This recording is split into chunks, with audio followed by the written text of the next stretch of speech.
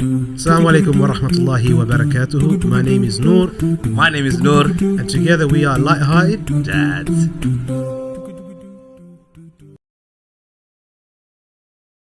And like I said, do you think that nowadays parents are too scared of something happening? Yeah, do we pass that on to them? Because that's how I feel. I feel like when I was a kid growing up, my mom and dad, like my mom gave a monkeys about me. My dad was like, he just wanted results. And that's kind of like what I grew up thinking was, I just have to prove my dad wrong. If that makes sense. I just have to show him. I have to give him the results. He didn't care what I did in between. It was just a matter of just making sure that, people don't say anything bad about him through me. If that makes sense. Yeah. Just make him like number one and stuff like that. So do you think nowadays parents are so different? They're like so involved, dictate way too much. I think that's the problem in our society. Yeah, I wouldn't even say it's involved because, involved fathers. I determine or I describe what we mean by involved. That means active engagement. Really it's active engagement in your child's life. Now, it doesn't necessarily mean that, when you've got different types of parenting. So what you're referring to is stuff like, they call it like parachuting parenting. Mm-hmm. Anything that happens, parent parachutes in, saves the day. Parent parachutes in, save the day. The kid trips over, you're not allowing a learning experience from that process. I'm not saying leave them alone and say don't cry. You soothe them, but there's a process you go through. Sometimes it comes straight away in that you're actually trying your best to, you're basically wrapping them in cotton wool. Yeah. You're making them so fragile that what's happening is, one is they're not learning. And so when they get older, they suddenly face these difficulties that as a child they never faced. And because as a child, if you face some difficulties, you learn to overcome them. And they're small difficulties. And in life, it gets bigger and bigger and bigger and bigger. Now, suddenly, imagine your whole life, you faced no difficulties. You talk about entitled children, for example. Yeah. Born with a silver spoon in their mouth kind of thing. What happens to them when they go to the big bad world? Suddenly, they're like, oh, I can't get this. Oh, it's not fair. And then they give up, for example. So they're the dangers that you get from, when parents are getting, what I call parachuting parenting, kind of just flying in, saving the day, always being there or wrapping them in cotton wool. And there is a danger to that. So you have to allow your child to grow. And the one thing I say is like, imagine, I don't know if that's true though, because I read it somewhere, like a shark only is it a shark or a type of fish only grows based on the space that it has. So if you've got like a bowfish, it won't grow a bowl, it won't grow any more than that. So I'm not too sure if that's true or not, but the analogy I was trying to give is that imagine a shark, it's going to grow to a massive size, but your whole life you're trying to think you're going to keep him in a goldfish bowl.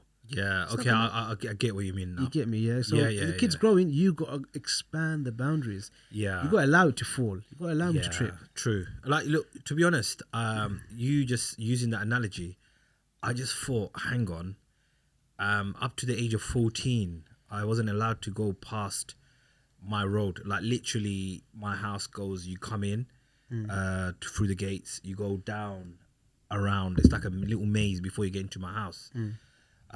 We couldn't go past that maze. That was the only time we can actually go around. And I'm thinking, hang on, after the age of 14, like from the age of up to the age of 14, I was trapped. Anywhere I could possibly go was with my older brother to either play football in the local park or something along those lines. But other than that, literally my whole 14 years was in my house or outside in that little space. Garden was out of the question because there was InvolvedFathers and all this stuff growing. And but when I turned 15, I went to year 10, year 11, and I experienced like bunking off, and I experienced cars and stuff like that. I went wild. You know what? I remember like I was 16 or just on Eid day, and I just didn't want to come home.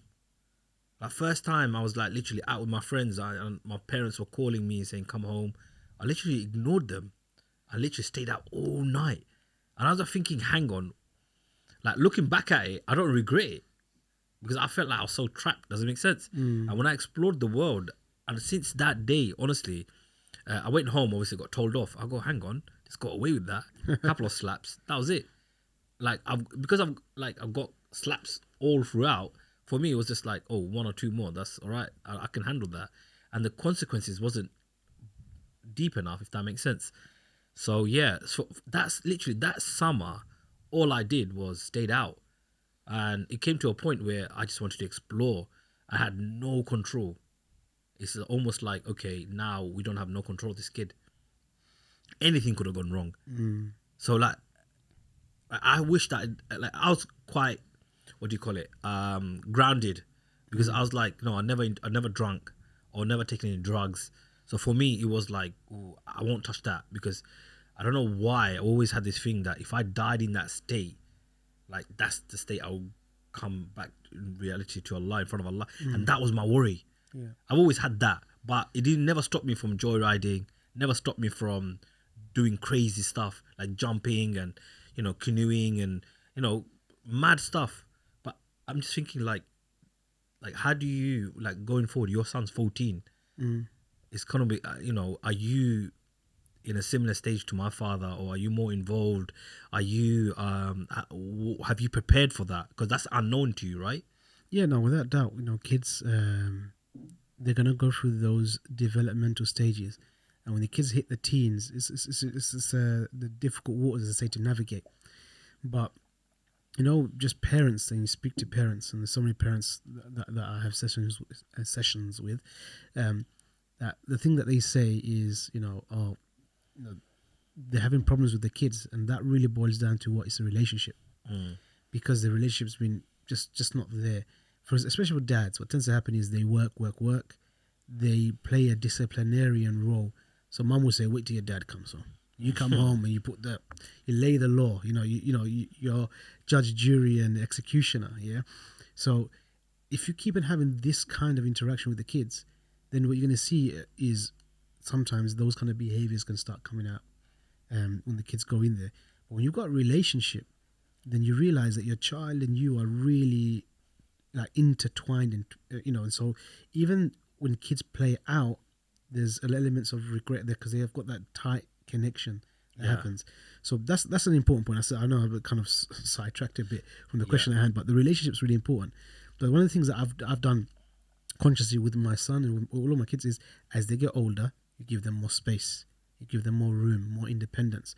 So it's those things of, really, on your list, it should be the case of, okay, your kid's getting older. Can you go to the local shop? So I did that. You have those things. He's able to go to the local shop. He's able to go and buy things. You've actually got a list. Yeah. There's lists. Trust me. If you go Google it, you'll even find 50 things to do before you're 11. 50 things to do before you're this age, for that age, and you start worrying. So then you think, okay, can you make you a cup of tea? Not the case of now I can sit back. I got somebody else to make me a cup of tea. But the case of can you do that? Ironing clothes. What do you call it? And like I said, climbing a tree is one. Then there's a few other bits like that. You start building up on them. And so with my son, you learn to give them more and more scope and freedom, but with boundaries. Clear boundaries is important. Yeah, and clear expectations. And when boundaries are crossed, there are consequences. That's a real gem there. You know that I never have ever thought of, or would have thought of, like having list of things to do before you're a certain age or a certain milestone. That's weird. Like, wow. Yeah, you need to have that bucket list. It's like it's call it the bucket list or kids' bucket list. Yeah, and you'll find it on Google. You find it on the internet. You Google it, and there's different websites that have them, and you can take inspiration from them. Some of them obviously won't really fit with maybe the stuff that we do as Muslims, but there's other bits in there that you can go, okay, that's fantastic, that's great, let's do these. So for example, get them to, have they given at a certain age, have they given a public presentation, for example, maybe developing those skills, confidence, have they, or even if it's like taking them to certain experiences, have they had a boat ride, have they, done certain, challenge, have they gone camping, have they gone, and you start doing all these different things, and it really builds a person, because the best thing that you can give as a parent to your child is those experiences.